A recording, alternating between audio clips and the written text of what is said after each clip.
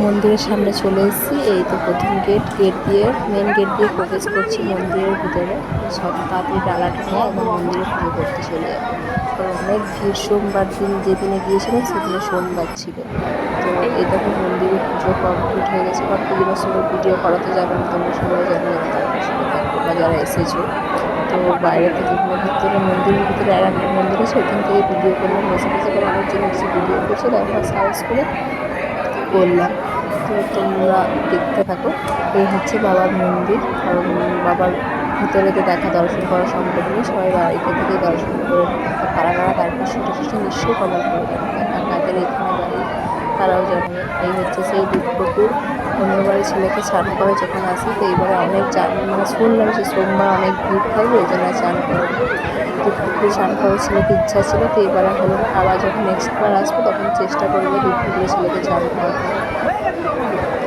এত ভিড় ছিল সোমবার দিন, দেখতে পাচ্ছ।